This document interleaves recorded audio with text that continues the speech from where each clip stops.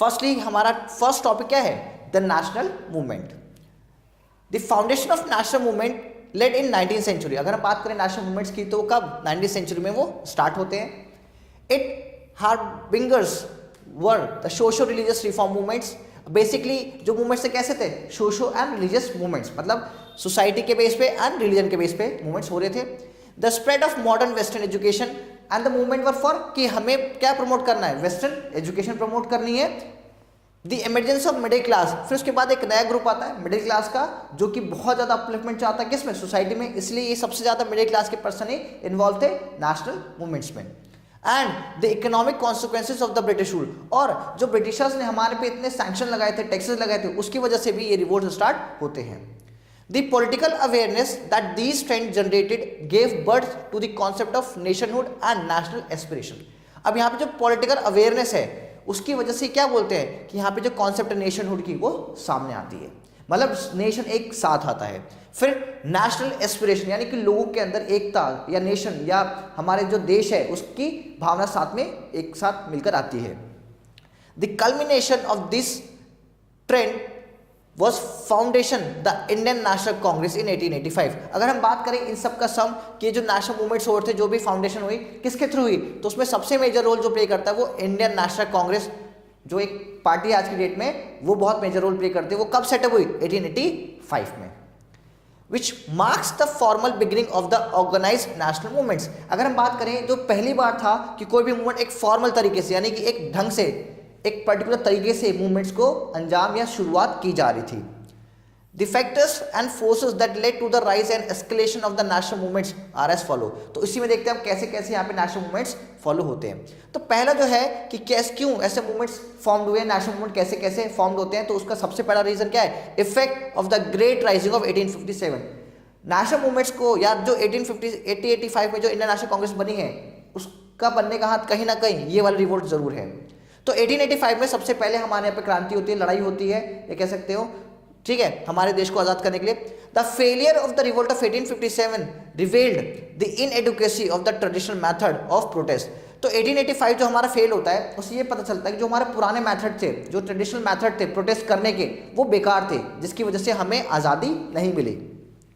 It also showed that the old aristocratic classes could not be the savior of Indian society। मतलब जो हमारी old aristocracy थी, मतलब जो ओल्ड लोग थे यानी जो राजा राजशाही थे, दे आर टोटली फेल हमें आज़ाद दिला। जैसे आपने मराठों को देखा, ठीक है, मुगल्स को देखा, सब फेल हो गए, राइट, इसलिए पेशवा भी। As a result national consciousness among the people of the India was created which led a nationalistic movement. तो जो हमारी कंसाइज, जो नेशनल कंसाइज थी, मतलब जो लोगों की कंसाइज कि हमें क्या करना है, we have to create a new movement, हमें नेशनल लेवल मूवमेंट्स लेकर चलने जिससे हम अपने देश को आज़ाद करा सके। नेक्स्ट क्या है, the armed revolt after 1857। After the revolt of 1857 many other armed revolt rose in different part of the country. Armed revolt का मतलब है कि औजारों से या फिर गन से, आर्टिलरी से, राइट, बंदूकों से लड़ाई यहाँ पे चालू हो चुकी थी। They created in India a love for freedom and hate for the British rule. और इसी के बाद से पीपल एक साथ आए और उन्होंने मतलब एक इंडियंस की तरह लव या फ्रीडम, मतलब कि हमें क्या चाहिए, आज़ादी चाहिए, किसको, इंडियंस की, और जो ब्रिटिश रूल है उसके लोग अगेंस्ट होना शुरू हो गए। Two of these revolt are most important. उस टाइम में जो दो रिवोल्ट है बहुत इंपॉर्टेंट है। फर्स्ट कौन सा है, वहाबी रिवोल्ट और वहाबी मूवमेंट। या तो आप उसको वहाबी रिवोल्ट बोल दो या वहाबी मूवमेंट बोल दो, ठीक है। किसने इसको लीड किया, Syed Ahmad Barelvi was the founder of this movement. जो सईद अहमद जी हैं उन्होंने इसको रिवोल्ट को आगे फॉर्म किया। His ambition was to revive and restore Muslim power. इनका था कि इनका एम्बिशन क्या था कि हमें वापस से जो मुस्लिम की जो पावर थी उसको रिवाइव करनी है और इंडिया पे वापस से रूल करना है। नेक्स्ट क्या है, द कूका मूवमेंट। कौन सा मूवमेंट है, Kuka movement. Closely resembled the Wahabi movement, मतलब लगभग कहते हैं कि ये वहाबी मूवमेंट के जैसा ही था। It was led by Guru Ram Singh with his follower called Kukas और नामधारीज। तो यहाँ पे जो पर्सन है जिन्होंने इसको लीड किया, क्या नाम था, गुरु राम सिंह जी, और इनके जो फॉलोअर्स क्या बोलते हैं उनको, कुकास या फिर Namdharis. The Kuka movement was probably founded in western Punjab to overthrow British rule. और ये मूवमेंट कहाँ पे लीड करता है, पंजाब के वेस्टर्न पार्ट में, जिसने ब्रिटिशर्स को उनके थ्रोन से या उनकी जगह से हटा दिया। The political implication of the Kuka movement caused a great deal of anxiety to the British government, which took vigorous measures between 1863 to 1872 to root it out। मतलब इनका एंग्जाइटी क्या था कि हमें क्या करना है, हमें ब्रिटिशर्स को भगाना है, हमें ब्रिटिशर्स को यहाँ से खदेड़ना है, इस एंग्जाइटी से थे वो, और सी के फॉर्म में जो बड़े बड़े मेजर चेंजेस उन्होंने लेने शुरू करे। थर्ड क्या है, इकोनॉमिक कॉज हमारा, right.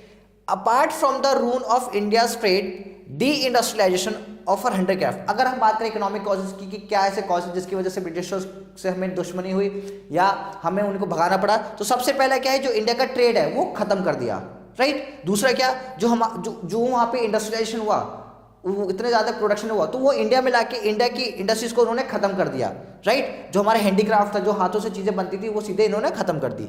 Commercial craft and industries and excessive taxation on the transformation of her agriculture production.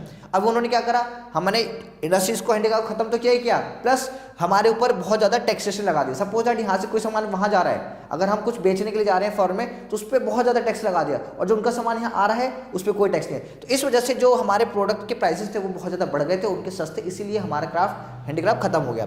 फिर जो एग्रीकल्चर प्रोडक्शन हो रहा है उस पर टैक्स लगाना शुरू कर दिया, और फिर वो अपने अकॉर्डिंग प्रोडक्शन करवाना शुरू कर दिया उन्होंने। And the economic policy followed by the British rule in India, और फिर जो ब्रिटिशर्स थे उन्होंने पूरी पूरी इकोनॉमिक पॉलिसी लगा दी, कहाँ पे कितना टैक्स लगेगा, कितने टाइप का टैक्स लगेगा, ये सब किसने फॉर्म किया, ये फॉर्म किया ब्रिटिशर्स ने। Resulted in a huge drain of India economy. तो जो इकोनॉमिक जो रिसोर्सेज थे उसका बहुत ड्रेन, मतलब कि गिरावट होती है, किसमें, रिसोर्सेज में। क्यों गिरावट होती है, क्योंकि हमारे पास अब खुद का सामान बचा ही नहीं। The commercialisation of agriculture and the policy of land settlement, मतलब यहाँ पे क्या करा, जो एग्रीकल्चर सिस्टम था हमारा वो टोटली अलग कर दिया। मतलब पहले लोग क्या ग्रो करते थे, वीट, राइस, पल्सेस, इन्होंने क्या कन्वर्ट कर दिया, कॉमर्शियलाइजेशन, मतलब टी, कॉफी, इंडिगो, ये सब ग्रो करवाना शुरू कर दिया। फिर उन्होंने लैंड सेटलमेंट, मतलब अपनी पॉलिसी बना दी लैंड से रेवेन्यू कमाने के लिए। Resulted in untold miseries of millions for हुम chronic starvation become the norms. उसकी वजह से क्या हुआ, लोगों में डिससेटिस्फैक्शन क्रिएट हो गया, और स्टारवेशन मतलब भूखमरी हो गई। क्यों नहीं भूखमरी होगी, सपोज दैट कि जिस जमीन पे आप गेहूं चावल उगा रहे थे उस पर अगर आपको कुछ और उगाना पड़ जाएगा, तो आप खाओगे तो गेहूं चावल लेना, टी और कॉफी तो खाओगे नहीं डेली, तो उसकी वजह से क्या हुआ, यहाँ पे इंडिया में भूखमरी हो गई, क्योंकि प्रोडक्शन ही कम हो गया। All this created discontent among the people of India and also created national feeling to put British rule into end। और इसी के वजह से जो लोग थे उसके अंदर डिससेटिस्फैक्शन हो गया, ठीक है, और जो लोगों के अंदर एक जो फीलिंग थी नेशनल, वो साथ आई। क्यों, क्योंकि वो जब एक साथ होंगे तभी ब्रिटिशर्स को वहाँ से भगाएंगे। फोर्थ क्या है, यूनिफाइड सिस्टम ऑफ एडमिनिस्ट्रेशन, मतलब उन्होंने ये कि हिंदू हो, मुस्लिम हो, सिख, ईसाई, कुछ फर्क नहीं, सबको एक जैसा उन्होंने ट्रीट करना शुरू कर दिया, ठीक है। आइए देखते हैं। A unified system of administration encompasses the law and order machinery, judicial system and land revenue administration was introduced by the British for better exploitation of Indian resources। तो जो ब्रिटिशर्स थे उन्होंने कुछ नए सिस्टम को ऑप्ट किया, new laws को लेकर आए, ताकि वो मैक्सिमम से मैक्सिमम एक्सप्लॉइट करें किसको, इंडियंस को, हर एक लेवल पे, इकोनॉमिक हो गया, सोशल हो गया, पॉलिटिकल हो गया, रिलीजियस हो गया, सारे मैटर्स पे। But these in turn unified the Indian people, और उसकी वजह से पर एक फायदा हुआ कि सारे इंडियन एक साथ आ गए। Generated a common set of grievances and prepared for the people to fight against the fountainhead of those grievances, the British government। अब ये इसका फायदा ये हुआ कि जितने बाकी जो नॉन इंडियंस थे वो एक तरफ हो गए और इंडियंस वो एक तरफ हो गए, तो यहाँ पे जो सब इंडियंस थे वो सब एक साथ आ गए। फिर उन्हें ये नहीं रखा कि कौन हिंदू मुस्लिम, नहीं, एक टर्म आए, ठीक, और उन्होंने फिर क्या करा, ब्रिटिश के अगेंस्ट जाना शुरू कर दिया। Next topic is fifth, social religious causes. The religious and social reformers instilled in the Indians a love for the nation and feeling of hostility toward British rule। अब यहाँ पे क्या था, जो सोशल रिफॉर्मर्स थे, जो इंडियंस थे, वो एक तरफ हो गए and they had a zero concerns of the British rule। This awakening was facilitated by two process of in the intellectual and cultural field, right। आइए देखते हैं आगे क्या है। अब दो फील्ड कौन से हमारे यहाँ पे हम बात करते हैं, an intellectual ferment with the purpose of social reform and transformation of society along the modern lines। अब ब्रिटिशर्स क्या चाहते थे कि जो हमारा जो भी कल्चर है उसको चेंज करके हम मॉडर्नाइज करें, ठीक है, यानी उनकी तरह करें जैसे ब्रिटिशर्स के यहाँ पे होता था।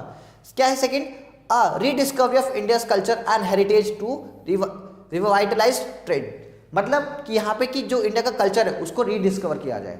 इंडिया को भी हेल्प हुआ कि इंडिया ने अपने कल्चर को रीडिस्कवर किया, कैसे, पढ़ के, समझ के, बाकी चीज़ों को।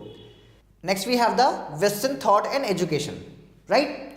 The Western thought and education provided educate India's a rational, secular, democratic and nationalistic political outlook.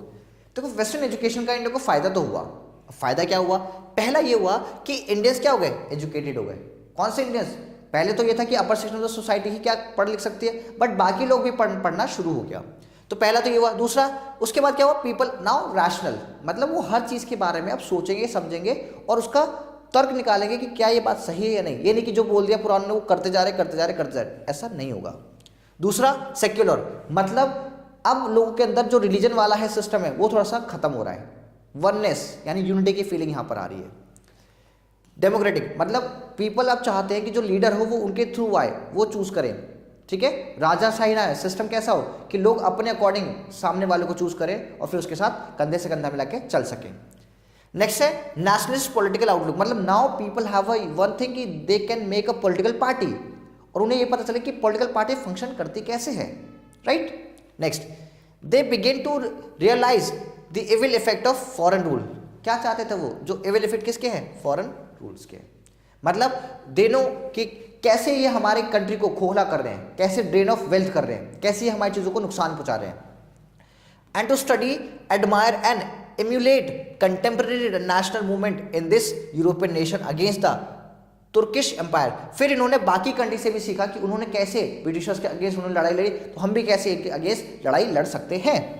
Liberal and radical thought of European writers like Bentham, Mill, Rousseau and Voltaire and the political deed of Mazzini, Garibaldi and the Irish nationalists inspire a love for freedom in educated Indians.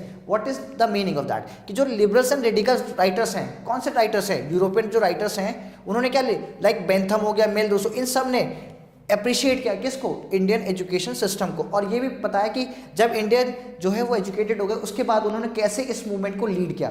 तो ये जो writers थे they appreciating the Indian national movements. Right. Next we have the seventh one, development of the means of communication. Right. Post and telegraph services were introduced and improved. Right. जो सबसे बड़ा क्या हुआ? Post यानी postal system. Right. फिर जो telegraph system है, जो मैसेज करने का कन्वे है, वो क्या हुआ? इंट्रोड्यूस हुआ. और उसकी वजह से क्या हुआ? लोगों को कम्युनिकेशन करने में बहुत ज़्यादा ईजी हुई. After 1853 work on the railway line. हमें पता है कि 1853 में इंडिया की सबसे पहली रेलवे चली बॉम्बे टू ठाणे, तो रेलवे लाइन स्टार्ट हुई, जिसकी वजह से क्या हुआ? वो स्टार्टेड फॉर एडमिनिस्ट्रेटिव कन्वीनियंस. मतलब इससे क्या हुआ? एडमिनिस्ट्रेशन को कंट्रोल करना या एडमिनिस्ट्रेट करना बहुत ईजी हो गया. दूसरा क्या हुआ? For economic penetration. Economic penetration मतलब कि यहाँ पे क्या इकोनॉमिकली वैल्यूएबल हो गया, फायदा हो गया. Next, and commercial exploitation. फिर उससे क्या हुआ? ब्रिटिशर्स ने इंडिया को कॉमर्शियली एक्सप्लॉयट करना शुरू कर दिया. कैसे? क्योंकि कहीं पे भी अगर किसी जगह प्रोडक्शन हो रहा है तो रेलवे के थ्रू उसको एक जगह से दूसरी जगह लेके जाना बहुत आसान हो गया. And consideration of political defence. यहाँ पे मतलब पॉलिटिकली डिफेंस कैसे हुआ? मतलब जो पॉलिटिकल थॉट्स हैं उसकी वजह से हमारा जो फायदा हुआ और कुछ नुकसान भी हुआ. But once a network of roadways and railways developed, passengers traffic also increased. मतलब यही नहीं कि खाली जो रोडवेज और जो रेलवेज है वो खाली मतलब सामान को या फिर जो हम बात करें कि प्रोडक्ट्स को लेकर इधर से उधर जाने का काम था. इसके साथ साथ एक चीज़ और हुआ कि लोगों का आना जाना भी बढ़ गया, यानी जो पैसेंजर्स हैं उनका भी इंक्रीमेंट हुआ. Increasing interaction among people. इससे क्या हुआ? अब पहले क्या था? बंगाल का पीपल जो थे लोग गुजरात नहीं आ सकते थे, मुंबई नहीं आ सकते थे. बट जब से ये कनेक्शन हुआ, कम्युनिकेशन स्टार्ट हुआ, उसके साथ जब ट्रांसपोर्ट अच्छा हुआ तो लोगों का मिलना बहुत आसान हो गया, जिससे उनके थॉट्स भी एक्सचेंज हुए. दस एनहांसिंग द नेशनल कंसाइजनेस. तो इसी वजह से जो नेशनल की जो कंसाइज यानी जो लोगों के अंदर जो एक कंसाइज की फीलिंग है, मतलब उनका खुद का दिमाग है, फिर आइडियाज वो सब एक साथ आते हैं. उसकी वजह से एक बेनिफिट क्या हुआ? बेनिफिट ये रहा कि इनके पास सबसे बढ़िया चीज़ ये हुई कि सब एक साथ आ सके, वननेस हो सका और सब यूनिटी फॉर्म में आ सके और लोगों के अंदर नेशनलिज्म की फीलिंग जनरेट हुई. Next we have the racial arrogance of the ruler. At this time the British practiced a form of hidden but universal apartheid. मतलब इनके यहाँ पे एक सिस्टम था कि they have discrimination but on the basis of color. जो Britishers थे वो कलर के बेसिस पे डिफरेंशिएशन करते थे, उसी को क्या बोलते हैं? अपार्थाइड सिस्टम बोलते हैं. Which was universally resented especially by educating Indian. तो यहाँ पे क्या कि और ये हर जगह था, हर जगह ये सोचते हम गोरे बाकी लोग काले, तो मतलब they are inferior to us, तो इस टाइप की फीलिंग किसके अंदर थी? ब्रिटिशर्स के अंदर थी। There was racial discrimination with regard to job, मतलब यहाँ पे रेशियल मतलब रेस के ऊपर कि हमारी रेस सुपीरियर है, तुम नीचे हो, इस तरीके के। The English had train compartment exclusively reserve for them, और उसने जो इंग्लिशमैन थे उन्होंने क्या करा, कंपार्टमेंट यानी कि जो जगह थी वो फिक्स कर दिया, यानी they had a reservation on the basis of colour and on the basis of racial, right. Many social clubs also were for European only, तो जो सोशल क्लब्स थे वो किसके लिए जनरेट हुए? यूरोपियंस के लिए। Particularly Gelling was the fact that even the court of law Indians were unfairly treated vice versa European, मतलब यहाँ पे क्या था कि हर जगह इंडियंस के साथ बुरा व्यवहार हो रहा था। कैसे व्यवहार बुरा हो रहा था? द रीजन बीइंग जो इंडियंस थे कैसे उनके साथ गलत कैसे होता था? ऐसे कि जो अपर जो लेवल है या जो अपर पोजीशन है वो किसको दे दी? वो ब्रिटिशर्स को दे दी। सैलरी में भी डिफरेंसेस हो गए, फिर अलाउंसेस नहीं दिए। सपोज यार बहुत दूर है या फॉरेन में कहीं जा रहे हैं, इंडियन सर्विस कर रहे हैं, उसके अगेंस्ट कोई अलाउंस नहीं है, तो ये सब चीज़ें थी क्या कि इंडियंस के साथ क्या होता था? डिस्क्रिमिनेशन होता था। The resentment that was the endangered fostered a negative unity among the Indian, तो इसी वजह से जो इंडियंस थे उन्हें ये नेगेटिव फील होता था कि भाई ऐसे क्यों कर रहे हैं, राइट। और इसी का फायदा मिला कि वो बाद में इंडियंस क्या हुए, एक यूनिटी फॉर्म में भी सामने आए। Next we have rise of Indian nationalism. Next topic is the rise of Indian nationalism. Political association before 1885, मतलब उससे पहले की क्या कहानी थी? 1885 क्यों क्या हुआ था? 1885 में इंडियन नेशनल कांग्रेस का फॉर्मेशन हुआ था, तो उससे पहले की कहानी है। The beginning of organized political activity in India generally date backs to the establishment of land holder society in 1837, तो उससे पहले एक ग्रुप जो सामने आता है उसका नाम क्या है? Land holder society. कब है? 1837 में। तो जो लैंड होल्डर सोसाइटी है कब फॉर्म हो रही है? 1837 में। इट वॉज, अब जो एसोसिएशन है कौन है? लैंड होल्डर्स हैं। कहाँ के हैं? बंगाल, बिहार एंड उड़ीसा। तो ये बेसिकली यहाँ के लैंड होल्डर्स है जिन्होंने ये सोसाइटी बुलाई, क्या? Land holders society. Its principal objective was to guard its class interest, मतलब इनका क्या था प्रिंसिपल कि इन्हें अपने ही क्लास यानी खुद की जो लोग हैं उनके लिए क्या करना है? इन्हें बातें करनी है या काम करना है। इन 1843 was formed another association, 1843 में एक और एसोसिएशन बनी जिसका नाम था Bengal British India society, right. Its objective was to protect and promote general public interest, तो इसका ऑब्जेक्टिव क्या था? जो जनरल पब्लिक है उसके इंटरेस्ट यानी उनकी बातों को प्रेजेंट करना, उनके मुद्दों को उठाना, उसको डील करना। In 1851 the two association were merge, तो 1851 में दो एसोसिएशन मर्ज हो गई, giving rise to a new name one, तो उसका एक और नाम दिया गया क्या? British Indian association. तो जो नई फॉर्म हो क्या है नाम है उसका? British Indian association. का फॉर्म होती है 1851 में। All this association were establish in other part of India too, और ये क्या था कि एक जगह नहीं, ये अलग अलग इंडिया के पार्ट्स में ये फॉर्म हुई थी। Deccan Association can be mention as one of them, उसमें से एक और है कौन सी? Deccan Association. A number of political association were establish in different part of the country, मतलब कि जैसे आगे हमने बात करी इतनी सारी एसोसिएशन की, वैसे ही इंडिया के अलग अलग पार्ट में छोटी छोटी एसोसिएशन फॉर्म्ड होना शुरू हो गई थी during this period to propagate the cause of reform in various sphere of administration. और कहाँ उसका मतलब क्या था? क्यों वो बन रही थी? जस्ट फॉर रिफॉर्मेशन, बदलाव के लिए। And to promote political consciousness among various section of the society, और उनका क्या था? क्या प्रमोट करना है? पॉलिटिकल कंसाइज, मतलब कि हमें अब लोगों के लिए बात करनी है, उनके लिए लड़ना है और उनकी चीज़ों को प्रेजेंट करनी है। किसके अगेंस्ट? वर्ल्ड वाइड पे भी और ब्रिटिशर्स के अगेंस्ट भी। Of this the Poona Sarvajanik सभा, इसमें से एक और है Poona Sarvajanik Sabha, establish by M G. Ranade, G V. Joshi and S H. Chiplunkar. तो ये लोग हैं जिन्होंने पूना सार्वजनिक सभा को क्या करा? फॉर्म किया। हिज एसोसिएशन इन 1870, कब फाउंड हुई? 1870 में।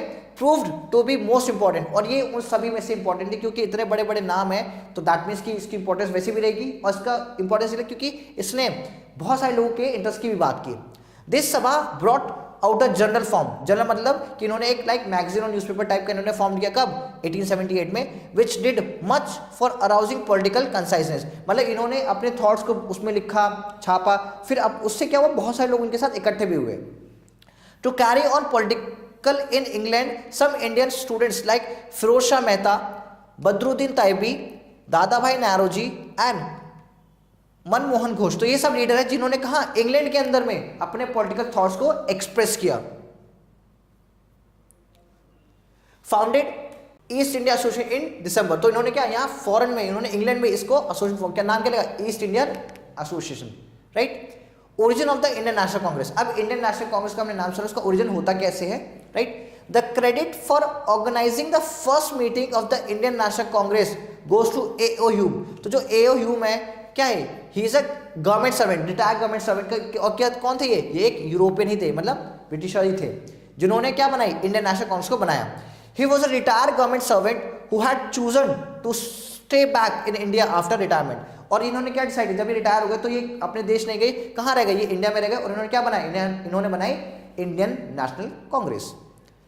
He was an very good term with Lord Ripon, इनके जो टर्म थे यानी कि जो उनका रिलेशन था वो बहुत अच्छा था। And shared his view that the emergence of the educated class should be accepted as political reality. इनका क्या था कि जो एजुकेटेड क्लास है उसको कहाँ लेकर आओ, आप उसको लेकर आओ कहाँ पे, पॉलिटिकल रियलिटी के अंदर में।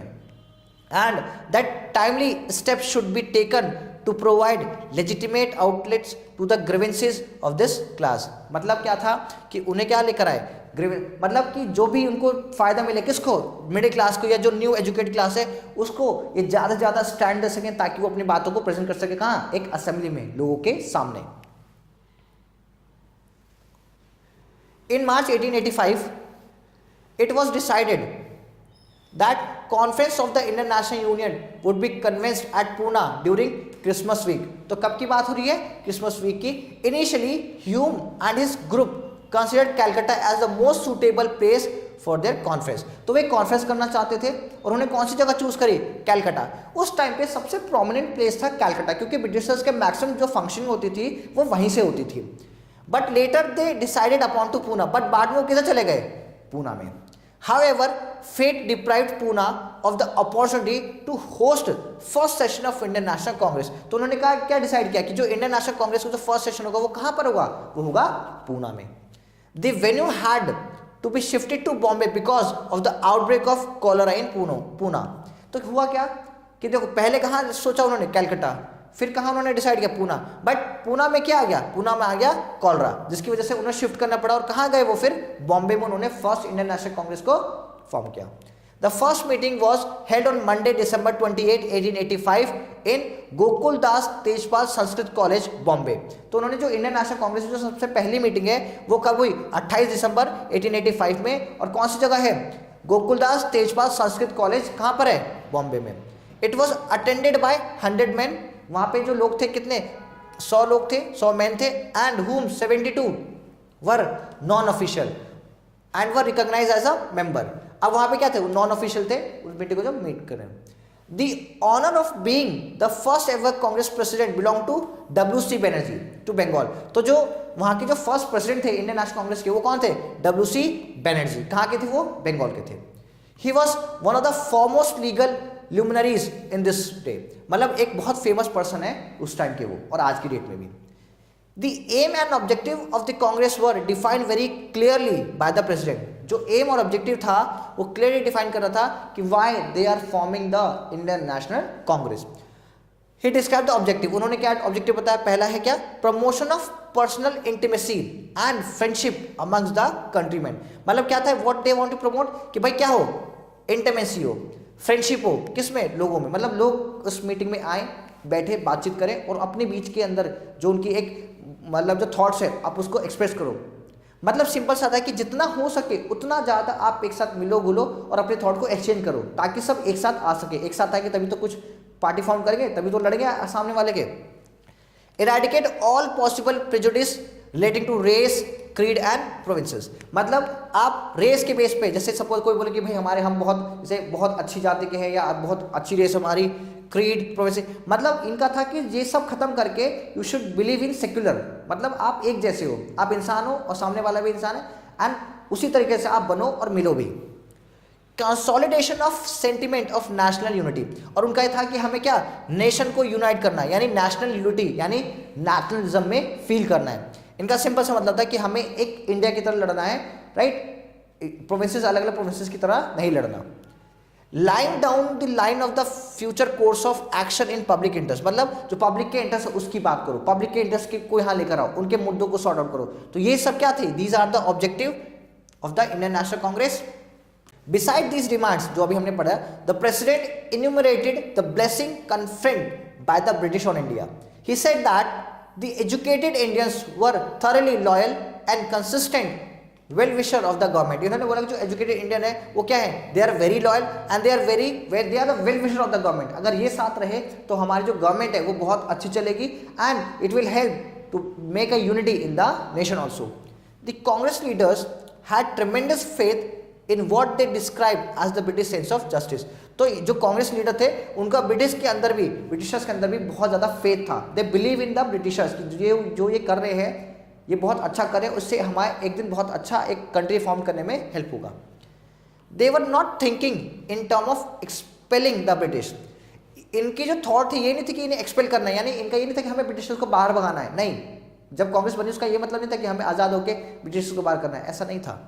They all wanted was that the policies adopted by the government of India should aim at the welfare and good of Indians, which meant really the advancement of their interest. इनका ये था कि जो Britishers कर रहे हैं ये Indians के अच्छे के लिए कर रहे हैं, भले के लिए कर रहे हैं. इनका ये था. और मतलब इससे क्या होगा, जो इंडिया वो एडवांस होगा, पहले से और ज़्यादा बढ़िया होगा. अच्छी एजुकेशन आएगी तो हम और ज़्यादा तरक्की करेंगे. Right. For this purpose they wanted a great share in running the government. और ये चाहते थे कि जो ब्रिटिश गवर्नमेंट है वो है हमें हेल्प करे, किसको, गवर्नमेंट को रन करने में. This was to be done through the development of representative institutions and appointment of Indians to the higher post. इनको लगता था इस तरीके से करने से जो हमारा इंस्टीट्यूशन है उसमें रिप्रेजेंटेटिव बढ़ेगा क्या बाकी लोगों का, प्लस इससे जो पोस्ट होगी इंडियंस को, जैसे मान लो ब्रिटिशर्स के जो ऑफिसर्स थे उसके अंदर इनको अच्छी अच्छी पोस्ट मिलेगी वहाँ पे काम करने के लिए. ये सब थॉट किसका था, ये इंडियंस का था. The moderates, it is a group, right, group था ये भी. The Congress program during the first phase 1885 to 1905 was very modest. Its demand moderates constitutional reform. मतलब modest मतलब कि इनका बस बिलीव था कि ब्रिटिशर्स के अंदर में, तो उनकी कुछ डिमांड थी क्या कि कॉन्स्टिट्यूशन को क्या रिफॉर्म किया जाए, इकोनॉमिक में रिलीफ मतलब कुछ छूट दी जाए, administrative reorganization and defence civil rights. मतलब हमें कुछ अपना खुद का ऑर्गेनाइजेशन बनाने दिया जाए, हम खुद एडमिनिस्ट्रेटर कर सके, मतलब रूल कर सके, रूल्स रेगुलेशन बना सके. और defence of the civil rights, जो हमारे सिविल राइट्स हैं उसके अगेंस्ट हमें कुछ थॉट मिले, मतलब हमें कुछ फ्रीडम मिले, मतलब हम खुद के राइट्स को बना सकें. ड्यूरिंग द फर्स्ट 20 ईयर्स यानी 1885 से 1905 की बात करें, there was practically no change in the Congress programme. अगर हम बात करें कि इस जो 20 साल का जो टाइम पीरियड है इसके अंदर में कोई भी चेंज देखने को नहीं मिलता. क्यों नहीं मिलता? द रीजन बीइंग कि वो बस लिखने में बिलीव करते थे, they just writing in application कि हमें ये होगा ये होगा ये होगा, बट एक्चुअली में there is no change in the condition of Indians.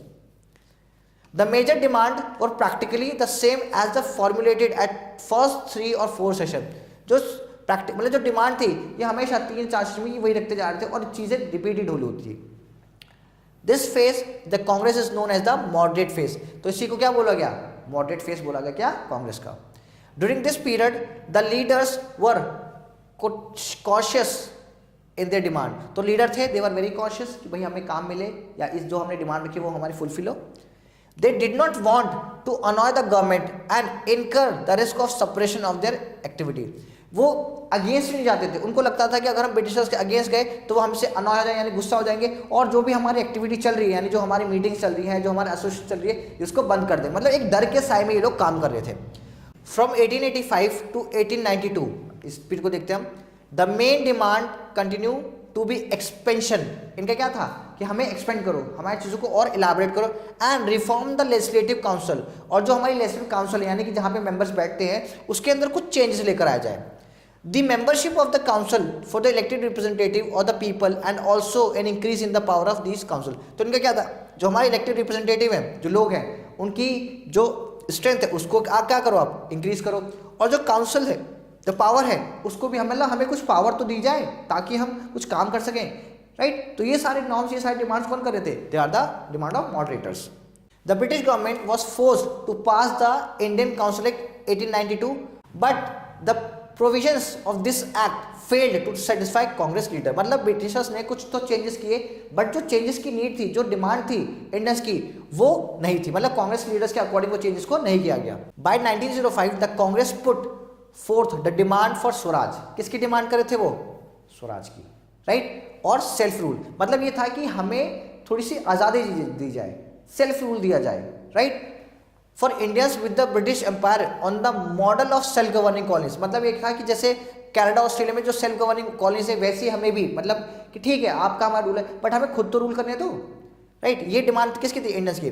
This demand was first referred to by Gopal Krishna Gokhale in 1905 at Banaras and later explicitly started by Dadabhai Naoroji at Calcutta in 1906। तो Dadabhai Naoroji and Gopal Krishna Gokhale, these are the two prominent leader जिन्होंने सबसे पहले किसकी बात करी? स्वराज की। किसकी बात करी? स्वराज की, कि हमें भी आप सेल्फ रूल का मौका दीजिए, हम अपनी कंट्री को खुद रन करना चाहते हैं।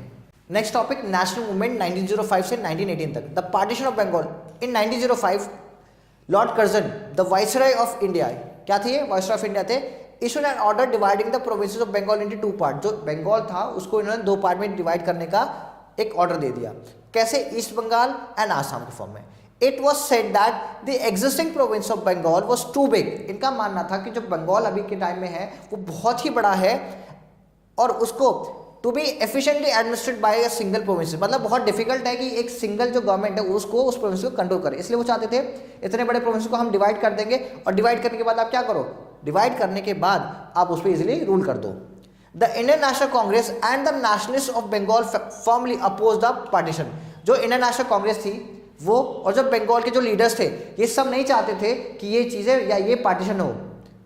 Within Bengal, the different section of the population, zamindar, merchant, lawyer, student, and the poor, and even women, rose in this spontaneous opposition to the partition of their provinces। मतलब लगभग हर एक इंसान नहीं चाहता था कि बंगाल का इस तरीके से पार्टीशन हो। क्यों? क्योंकि ये था कि अगर वो ऐसे डिवाइड होंगे दैट मीन्स उसका मतलब क्या है कि फिर तो वो हमें वीक कर देंगे, डिवाइड कर देंगे। तो इसीलिए वो चाहते नहीं थे कि बंगाल क्या हो? डिवाइड हो।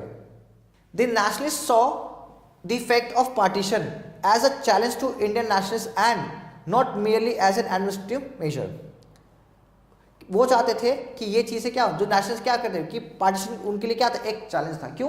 क्योंकि इंडियन के अंदर जो नेशनलिज्म था उसको क्या करें? उसको बढ़ाना चाहते थे और इस पार्टीशन की वजह से वो क्या उसको रोकना चाहते थे। एंड नॉट मेले एडमिनिस्ट्रेटिव मेजर, मतलब ऐसा था कि उन्हें पता था कि हमारे नेशनलिज्म को खत्म करना चाहते हैं और एडमिनिस्ट्रेटिव मेजर हमारे लिए मतलब कुछ करने नहीं चाहते हमारे किसके? ब्रिटिशर्स के लिए। They saw that it was deliberate attempt to divide the Bengalis territorially and on religious ground. वो उनका ये था कि बंगाल को आप क्या टेरिटरी के बेस पे डिवाइड कर दो। डिवाइड कर दोगे तो इनको रूल करना आसान हो जाएगा। दूसरा क्या था? इनको रिलीजियस ग्राउंड पे भी क्या करो? डिवाइड कर दो। For the eastern part Muslims would be in big majority and the western part Hindus was thus disrupting and weakening nationalism in Bengal। वो चाहते थे कि जो हिंदू मुस्लिम जो एक साथ आ रहे हैं इनको डिवाइड कर दो, मतलब जिस एरिया में मुस्लिम है उनको अलग कर दो, जिस एरिया में हिंदू है उनको अलग कर दो। जब वो अलग अलग रहेंगे तो इनकी यूनिटी होगी नहीं और फिर नेशनलिज्म बढ़ेगा कैसे? It would also be a big blow to the growth of Bengali language and culture. और जो बंगाली का जो लैंग्वेज था, कल्चर था, उसको भी मतलब बहुत बड़ा झटका लगा क्योंकि वो एक्सपेंड हो रहा था, लोग पढ़ रहे थे, लिख रहे थे और लोग जागरूक हो रहे थे, तो उस चीज़ों पे भी बहुत ज़्यादा इंडिया को सेटबैक लगा। They pointed out that administrative efficiency could have been better secured by separating the Hindu speaking Bihar and Oriya speaking Orissa from the Bengali speaking part of province. मतलब कि जो हिंदी स्पीकिंग है और जो मतलब लोगों को धर्म पे तो बांटा, उन्होंने किसके बेस पे भी बांट दिया, डिवाइड कर दिया, लैंग्वेज के बेसिस पे भी। Moreover the official step had been taken in utter disregard of public opinion. मतलब पब्लिक ओपिनियन के भी लेगा बट उसका कोई बेनिफिट हुआ नहीं। Thus the women's of Bengal protest against the partition is explained by the fact that it was blow to the sentiments of a very sensitive courageous people. मतलब लोगों के सेंटिमेंट से खेलना, उनके करेज से खेलना, ये ब्रिटिशर्स का हो गया। और बंगालीज ने बहुत ज़्यादा प्रोटेस्ट किया हर एक एक्शंस के अगेंस्ट, किसके? ब्रिटिशर्स के। Therefore the condition for the emergence of militant nationalism developed in India and Indian national movements entered its second stage। और जब यहाँ पे था कि militant का मतलब होता है कि अब लोगों ने एग्रेसिव ऑप्ट कर लिया। पहले लोग शांति से बात करते थे ना, उन्हें पता चला कि अभी शांति से नहीं, अब उनका था कि हम एग्रेशन से बात करेंगे, हम मिलिटेंट मतलब कि हम बंदूक उठाएंगे, औजार उठाएंगे, उसके बाद हम क्या करेंगे? हम अपने प्रोड्यूस करेंगे। इसी बात कहते हैं कि जो बंगाल डिवाइड हुआ इसने सेकेंड स्टेज का फॉर्म दिया किसको? इंडियन नेशनल मूवमेंट को रन करने का। नेक्स्ट टॉपिक है the swadeshi and the boycott movement. The Bengal leaders felt that more demonstration, public meeting and resolutions were not likely to have much effect on the rulers. उनका कहना था कि जो demonstration यानी धरना प्रदर्शन करके रैलीज निकाल के इन पे कोई फर्क नहीं पड़ रहा, पब्लिक मीटिंग करके इन पे तो कुछ फर्क नहीं पड़ रहा, हमें दूसरा रास्ता ऑप्ट करना पड़ेगा. More positive action that would reveal the intensity of popular feelings and exhibit them at their best was needed. मतलब क्या था कि ऑपोजिट क्या हो, एक्शन हो. मतलब था कि हमें कुछ अलग एक्शंस लेने पड़ेंगे, ठीक है, हमें कुछ अलग रास्ता अपनाना पड़ेगा ताकि हम अपने आप को प्रोग्रेसिव भी करें और हम इनको अपने देश से बाहर भी कर सके. द आंसर वॉज स्वदेशी एंड बॉयकॉट मूवमेंट. और उनका था कि हम इनको सेटबैक कैसे कर सकते हैं ब्रिटिशर को, उनको हम कैसे सिखा सकते हैं कि हम आपसे अच्छे हैं. तो उन्होंने बोला कि हमें क्या करना है, हमें स्वदेशी मतलब हमें अपनी चीज़ों को प्रमोट करना है, अपनी चीज़ों को यूज़ करना है, और बॉयकॉट करना है मतलब कि ब्रिटिशर्स के जो भी गुड्स हैं, जो भी प्रोडक्ट्स हैं, हमें उससे बॉयकॉट करना है. उनके ऑफिसेस तक को बॉयकॉट करना है, उनकी जॉब, स्कूल, ऑफिस सब कुछ को उन्हें यूज़ नहीं करना. Mass meeting were held all over Bengal. तो लोग इकट्ठे होने लगे बंगाल में अलग अलग जगह पे, बहुत बड़ी तादाद में लोग इकट्ठे होने लगे. क्यों? क्योंकि उन्हें अब बॉयकॉट करना है और स्वदेशी मूवमेंट को लीड करना है. वे स्वदेशी और the use of Indian goods, मतलब उनका था कि हमें स्वदेशी मतलब जो इंडियन के गुड्स हैं हमें उसे प्रमोट करना है. And the boycott of British goods were proclaim and placed. और उन्हें क्या करना है, जो ब्रिटिशर्स के जो गुड्स हैं उन्हें बॉयकॉट करना है और हमें प्लेज लेने है कि हम क्या करेंगे, हम खाली इंडियन गुड्स को ही यूज़ करेंगे और ब्रिटिशर्स के गुड को बॉयकॉट करेंगे. In many places public burning of foreign clothes was organised. मतलब कि जो विदेशी कपड़े थे, जो फॉरेन क्लोथ्स थे, उसको पब्लिक के सामने इकट्ठा किया, उसको आग लगा दी. Then and shop selling foreign clothes was picketed. मतलब कि जो फॉरेन गुड्स की जो शॉप है, सपोज दैट एक शॉप है जहाँ पे इंडियन गुड्स मिल रहे हैं, एक शॉप है जहाँ पे फॉरेन गुड्स मिल रहे हैं, तो लोग उस शॉप के सामने खड़े हो गए. लोगों को उन्होंने बताया कि हमें इन प्रोडक्ट्स को यूज़ नहीं करना, हमें किसको यूज़ करना है, इंडियंस को, राइट. तो ऐसे प्रोटेस्ट करा गया स्वदेशी मूवमेंट को. People also stopped talking to those who sold और यूज ब्रिटिश गुड. लोगों ने आपस में ये बोला कि हम उनसे बात करना ही बंद कर देंगे जो फॉरेन गुड्स को प्रमोट करेंगे या उसको यूज़ करेंगे. The swadeshi movement was an immense success. उस बीच में जो स्वदेशी मूवमेंट है वो बहुत ज़्यादा सक्सेसफुल रहा, right. An important aspect of the swadeshi movement was the emphasise place on self reliance और आत्मशक्ति. मतलब उन्होंने क्या कि हमें स्वदेशी मूवमेंट से का एक बेनिफिट ये हुआ कि उन्होंने सेल्फ रिलायंस या कह सकते आत्मशक्ति यानी सेल्फ बिलीफ पर उन्होंने भरोसा किया. Self reliance meant assertion of national dignity. मतलब उनके क्या था कि हमें क्या करना है, डिग्निटी के फॉर्म करना है. Honour and self confidence. उनका मतलब था कि जो ये स्वदेशी मूवमेंट है उसका बेस्ट बेनिफिट क्या रहेगा, डिग्निटी मेंटेन होगी, राइट. फिर ऑनर होगा, फिर सेल्फ कॉन्फिडेंस उससे बिल्ड होगा, right. In the economic field it meant fostering indigenous industrial and other enterprises. मतलब कि हम क्या करेंगे, इसने हमें प्रमोट किया किसको, इंडिजीनियस इंडस्ट्रीज को. मतलब कि इससे ये हुआ कि अब जब इंडियंस के डिमांड, जो इंडियन के जो प्रोडक्ट्स हैं उसकी जब डिमांड जनरेट होगी तो इंडस्ट्रीज भी तो बढ़ेगी फिर, क्योंकि डिमांड कहने के फुलफिल करनी है. तो इससे बेनिफिट ये हुआ कि जो इंडिया की जो खुद की इंडस्ट्रीज थी हमारी वो स्टार्ट हो गई. Many textile mill, soap and match factory, handlooms, weaving concern, national banks and insurance companies were open. तो जो मतलब हम जिन चीज़ों के लिए ब्रिटिशर्स पे हम रिलाई करते थे, डिपेंड थे, अब हमने खुद का वो शुरू कर दिया. चाहे वो बैंक हो, चाहे वो इंश्योरेंस हो, चाहे वो हैंडलूम्स हो, कुछ भी हो, XYZ जो हम ब्रिटिशर्स के थ्रू हम यूज़ करते थे, हमने खुद का वो बनाना अब शुरू करा. For national education, institute for literary, technical और physical education were open by the nationals. मतलब यहाँ पे क्या करा कि हमने अपने एजुकेशन को प्रमोट किया, फिर इंस्टीट्यूशन बनाए जहाँ पे लिटरेरी सोर्सेज मिले, उनको पढ़ाना शुरू कर. ये सारे काम लोगों ने सबने शुरू कर दिए. The extremities, despite their high idealism the moderate failed to make any effective impact on the people. देखो मॉडरेटर जो थे उसके अंदर बहुत बड़े बड़े और बड़े अच्छे पढ़े लिखे इंसान थे, बट स्टिल कहीं ना कहीं दे वर फेल. किस चीज़ में फेल हुए, लोगों की बातों को प्रेजेंट करने में या फिर कुछ अलग इम्पैक्ट डालने में. In due course a section called extremist. उसी के अलावा एक और ग्रुप सामने आता है, कौन सा, extremist, was bound to come to fill the gap. तो उसी गैप को फिल करने के लिए जो एक लोगों की जो एक सोचने, मतलब लोगों की जो एक डिज़ायर थी या जो लोगों की इच्छा थी कि हमारे लिए जो मॉडरेटर वो काम करेंगे, वो नहीं कर पाए. तो जो गैप बढ़ रहा था इंडियन नेशनल कांग्रेस और बाकी लीडर्स के और लोगों के बीच में, उसको किसने फिल किया? एक्सट्रीमिस्ट ने उसे फिल किया। To the extremist emancipation meant something much deeper and wider than politics. उनका मतलब ये नहीं था कि हमें ब्रिटिशर के साथ में लेकर, नहीं, उनका था कि हमें बहुत आगे तक और हर एक लोगों को साथ लेकर चलना है। To them it was matter of invigorating and energising all aspect of life, मतलब कि हमें नई नई चीज़ों को ऑप्ट करना है, एनर्जाइज करना है, मतलब हर एक लोग को इंटरेक्ट करना है और हर एक लोग के साथ मिलकर हमें मूवमेंट को आगे कैरी फॉरवर्ड करना है।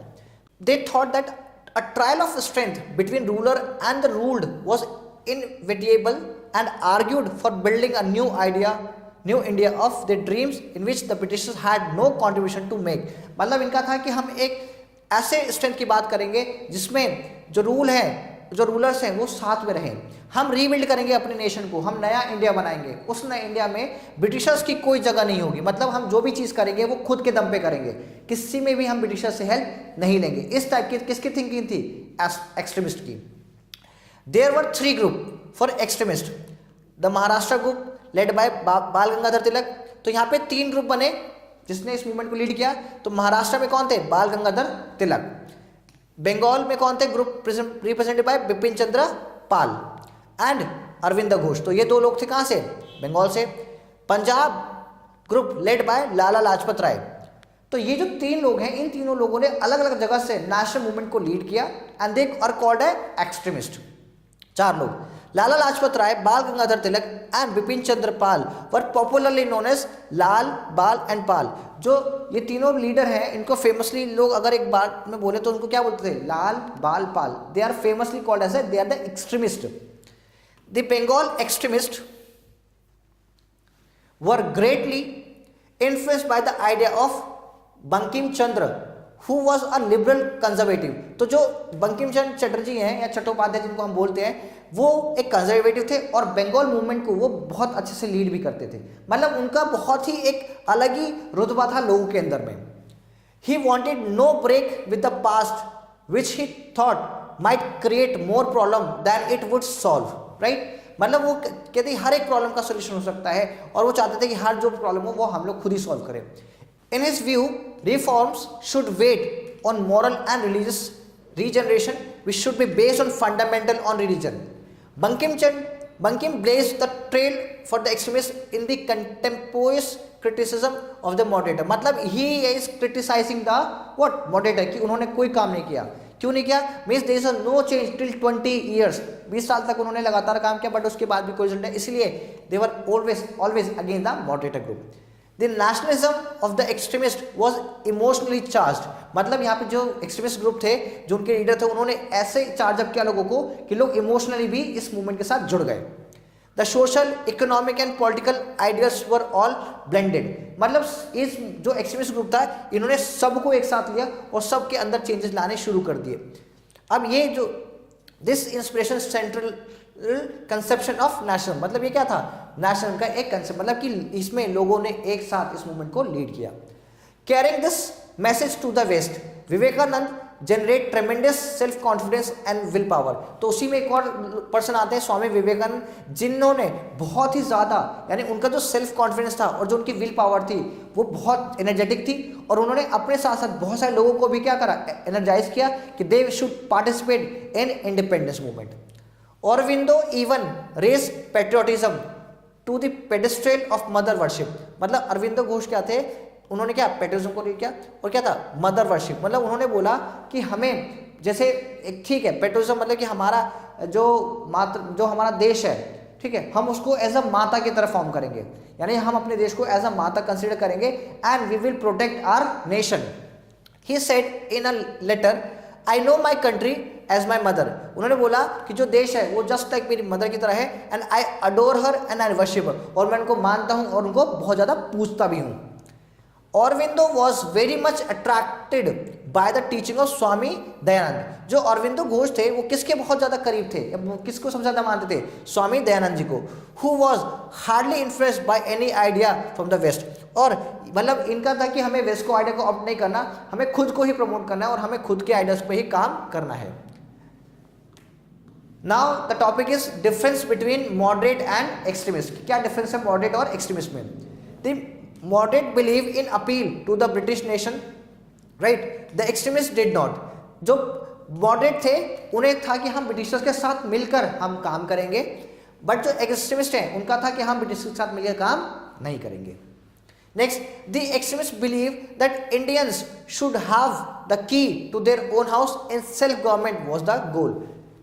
अब यहाँ पे क्या था, एक्सट्रीमिस्ट क्या बिलीव करते थे, जो हमारा घर है हम उसको खुद चलाएंगे, right, and self government rule, मतलब कि हम अपने जो देश है हम उसको खुद ही सेल्फ गवर्न भी करेंगे। They wanted the Indians to realize that their future rested entirely in their own hand। मतलब ये था कि जो हमारे देश का जो भविष्य है या जो फ्यूचर है वो हमारे हाथ में है और हमें ही उसे आगे लीड करना है। And they could be free only if they were determined to be free। और वो कब आज़ाद हो सकते हैं, जब वो खुद सोचे कि मुझे आज़ाद होना है या हमें आज़ाद होना है, तभी वो आज़ाद हो सकते हैं। ये नहीं कि ब्रिटिश के साथ मिलके उनके साथ काम करके हम आज़ाद होंगे, ऐसे वो कभी आज़ाद नहीं हो पाएंगे। Tilak did not want Indians to take to arms. जो तिलक थे वो नहीं चाहते थे क्या आर्म्स के एमिशन में। Instead he wanted that they should develop the power of self denial and self abstinence in such a way as not resist to foreign power. मतलब था कि हम खुद, मतलब जो भी काम करें हम खुद करें, हमें फॉरेन की कहीं से भी जरूरत ना पड़े, ना ही हमें फॉरेन पावर का कभी यूज करना है और ना हमें फॉरेन को अपने ऊपर रूल करने देना है। Tilak advise his countryman to run their own court. Tilak ने बोला कि हमें खुद के जो कोर्ट्स है हमें खुद चलाना है, हमें किसी ब्रिटिशर्स या किसी बाहर वाले की जरूरत उसके लिए है ही नहीं। And to stop paying taxes when time came. और जब भी हो ब्रिटिशर्स को टैक्स पे करना बंद कर दिया जाए, क्योंकि उनको फाइनेंशियली जब हम लॉस करेंगे तभी जाके वो हमें छोड़ेंगे भी। He asserted swaraj is my birthright and I will have it. जो स्वराज है वो मेरा जन्मसिद्ध अधिकार है और मैं उसे पाके रहूंगा, मैं उसे लेके रहूंगा। स्वराज मतलब self rule. The philosophical radicalism of Aurobindo went even further. जो अरविंदो घोष थे उनके भी जो आइडियाज थे लोगों ने उसको भी बहुत ज़्यादा प्रमोट भी किया। अकॉर्डिंग टू हिम, मतलब अरविंद घोष के according, the existing condition of government of in India suffer from corrupt western influence. उनका मानना था जो करंट में जो इंडिया की जो गवर्नमेंट है वो क्या करप्ट है। क्यों करप्ट है? क्योंकि उसने वेस्टर्न के आइडियाज को ऑप्ट किया है। अगर हमें अपनी सरकार या अपना देश चलाना है तो हमें अपने थॉट्स पे चलाना चाहिए, ना कि वेस्टर्न थॉट पे। India must get rid of this condition and seek refuge in their own superior civilisation. उन्होंने बोला कि इंडिया को रिफ्यूज करना चाहिए ब्रिटिशर्स को, और जो हमारी खुद की जो सिविलाइजेशन है, जो हमारा खुद का कल्चर है, हमें उसको ऑप्ट करके हमें अपनी कंट्री को रन करना चाहिए। The work of nationalism he added would be. अब उन्होंने नेशनल के अंदर क्या फॉर्म करा वो देखते हैं। Win Swaraj for India so that the existing unhealthy condition of political life, full of germs of the social and political maladies which was overtaking Europe, might be entirely and radically curbed। मतलब था कि हमें स्वराज को जीतना है, हमें स्वराज को form करना है। क्यों करना है? ताकि जो हमारी सोसाइटी में जो अनहेल्दी जर्म्स हैं उसको हम बाहर निकाल सके। जो भी पॉलिटिकल जो मरे जो चीज़ें हैं, जो ओवर मतलब जो यूरोप हमारे कंट्री के अंदर पॉलिटिकल एक्टिविटी के अंदर, जो सोशलिज्म के अंदर जो घुसा हुआ है, उसको हमें जड़ से बेकार उखाड़ के बाहर फेंकना पड़ेगा।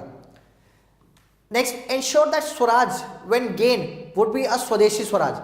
मतलब जब हम स्वराज यानी जब हमें सेल्फ रूल मिले या जब हम आज़ाद हो तो कैसा हो? स्वदेशी स्वराज, मतलब हमारे खुद का हो। ये ना हो कि हमने आज़ादी पाली पर हम वेस्टर्न कल्चर को ही फॉलो कर जाए, ऐसा हमें स्वराज नहीं चाहिए। And not an import of European variety. हमें यूरोपियन वैरायटी यानी कि हमें यूरोपियन यानी विदेशी जो है यूरोप है उसके चीज़ों को हमें कॉपी नहीं करना। स्वराज चाहिए तो हमें अपने तरीके से चाहिए और हमारा जो पुराना कल्चर था उसे फॉर्म करना चाहिए।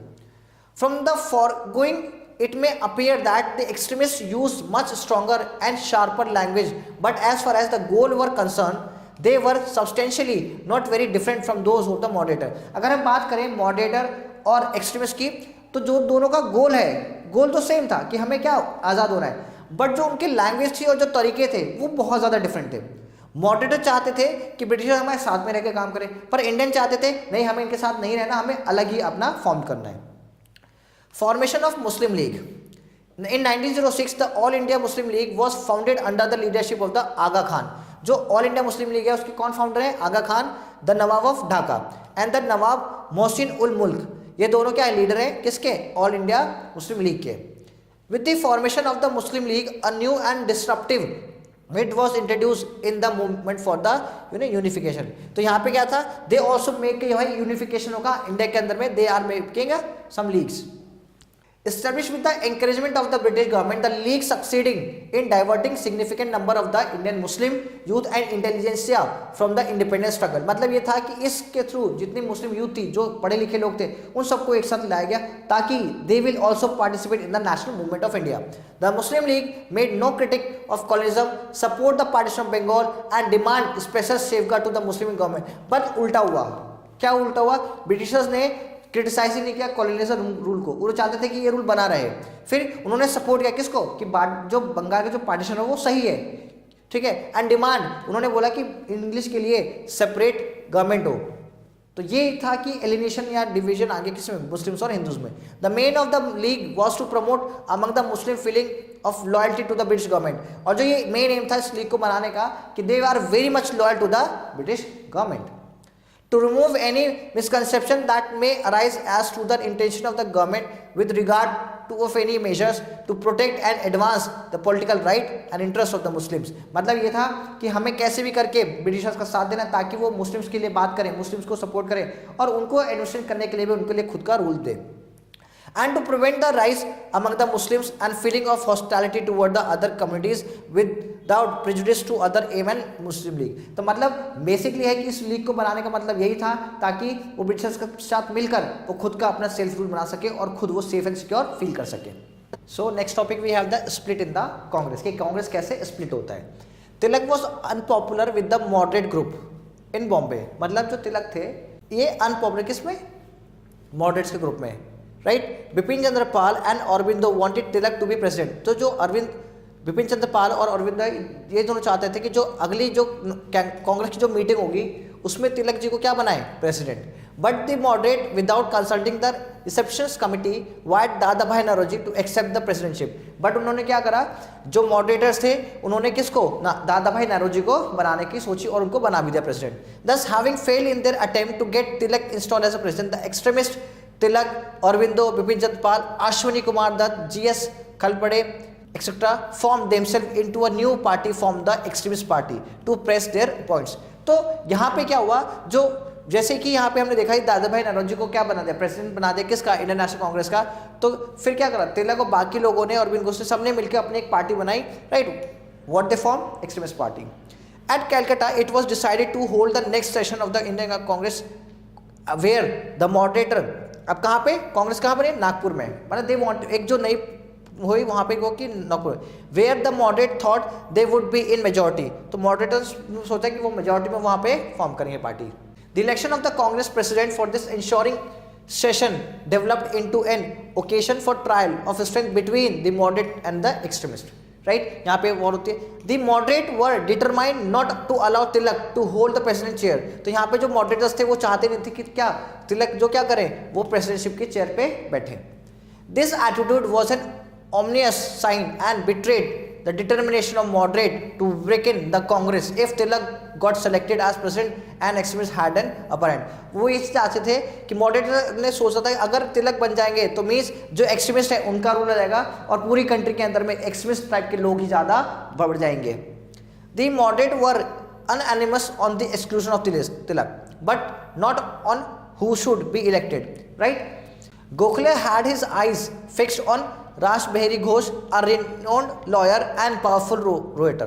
मीन्स ये लोग चाहते थे कि ये पर्सन क्या बने, ये बने। But the moderator found himself unnerved at Nagpur and Firoz Shah Mehta change the venue Surat. तो फिरोज शाह मेहता जो थे, जो मॉडरेटर, उन्होंने एक वेन्यू चेंज कर दिया कि जो इंडियन नेशनल कांग्रेस की जो मीटिंग होगी वो कहाँ हो जाएगी, अब सूरत में। The extremist did not like this, क्योंकि एक्सट्रीमिस्ट की कोई बात ही नहीं मान रहा था, जो भी एक्सट्रीमिस्ट चाहते थे ना उसको बनाया जा रहा था, इसलिए extremist were against the moderator. The tense atmosphere and the intemperate language used by both sides pointed to be inevitable the coming crisis at Surat। Raj Bihari Ghosh was elected the Congress president। तो उनको क्या बनाया गया, कांग्रेस का president. The relation between the two group worsened still further।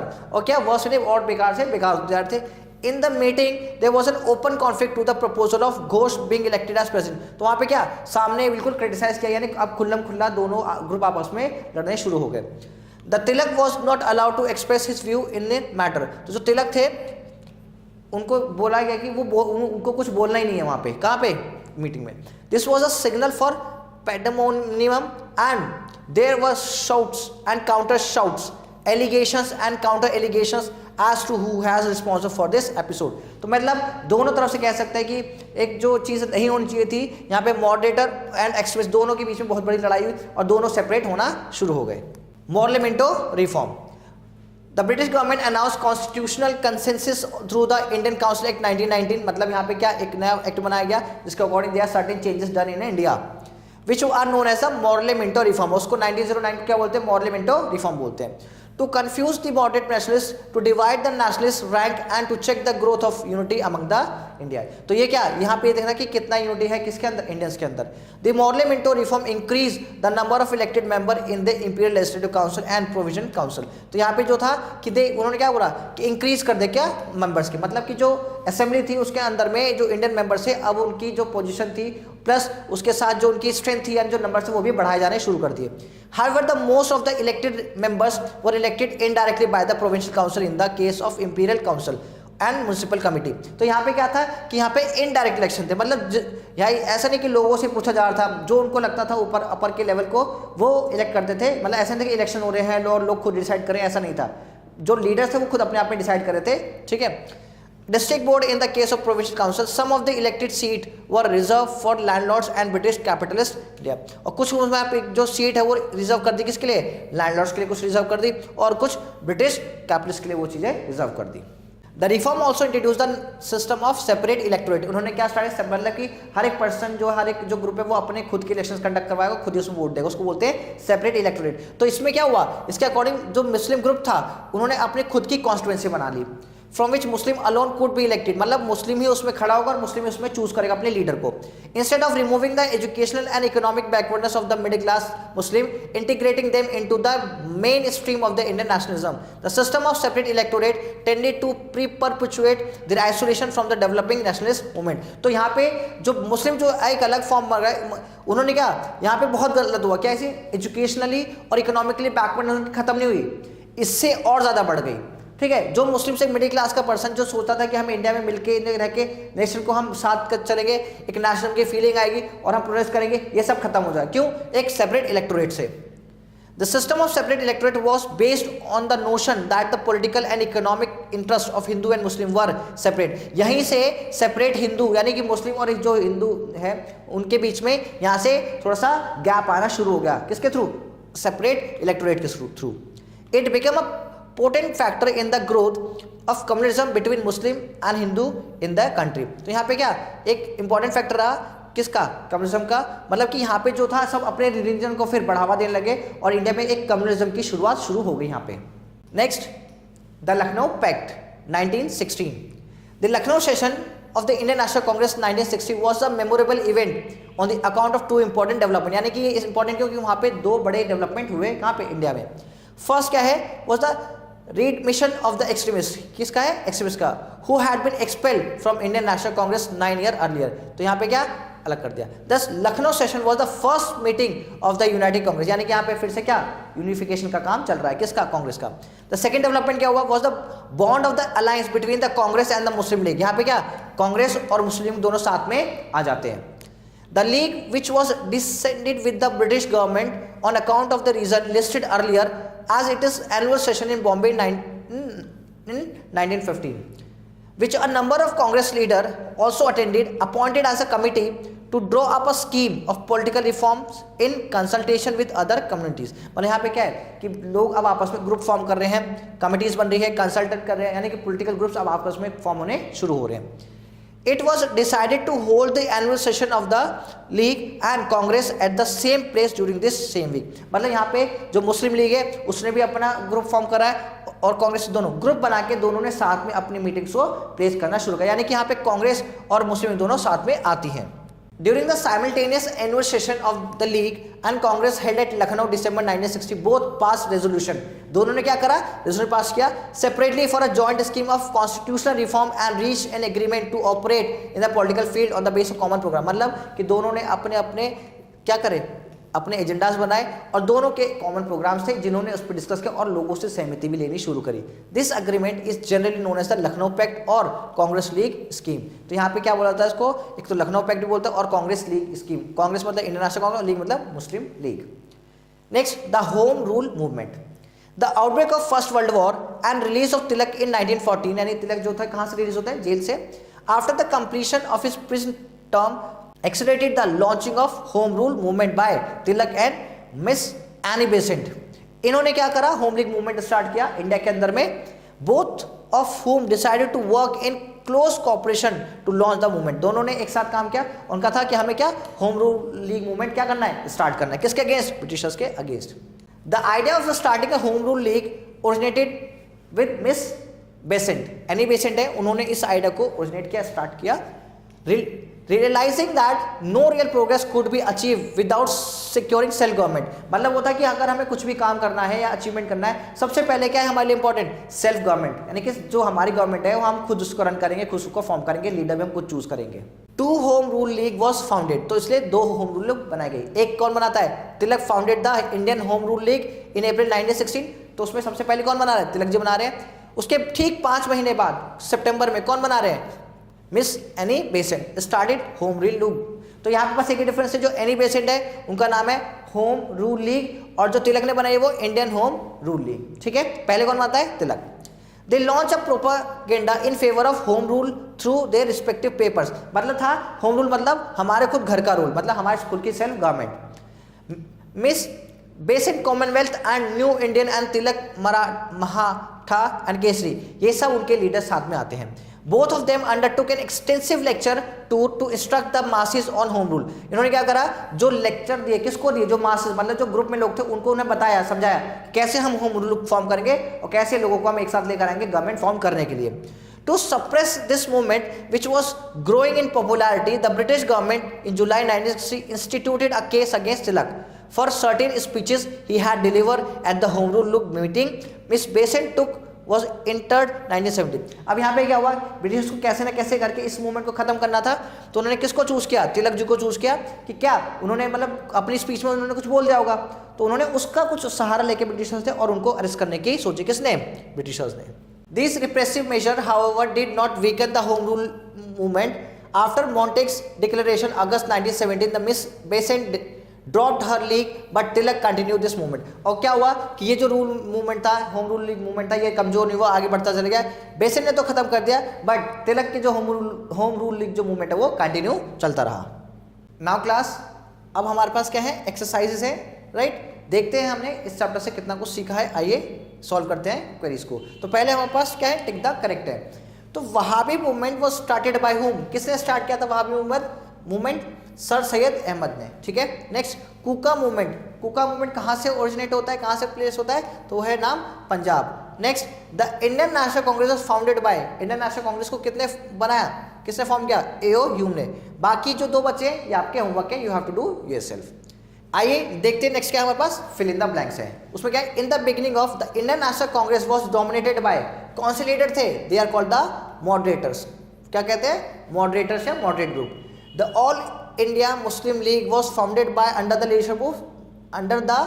leadership of Dash and Nawab. तो यहाँ पे सलीमुल्लाह कौन थे, मोहम्मद सलीमुल्लाह और नवाब ऑफ मुस्लिम मुल्क. नेक्स्ट, ये जो 3 है ये आप खुद करेंगे ट्राई. Okay children's. नेक्स्ट क्या है हमारे पास, ट्रू एंड फॉल्स है. तो बाल गंगाधर तिलक was one of the most popular extremist leader. Yes or no? Yes. True. Next, Bengal was partitioned on October 16, 1905. Answer is true. बाकी ये 3 है, ये आपका होमवर्क है. ठीक है. So students, that's all for the today. Thank you so much watching this video. Thank you so much. Take care. Bye bye.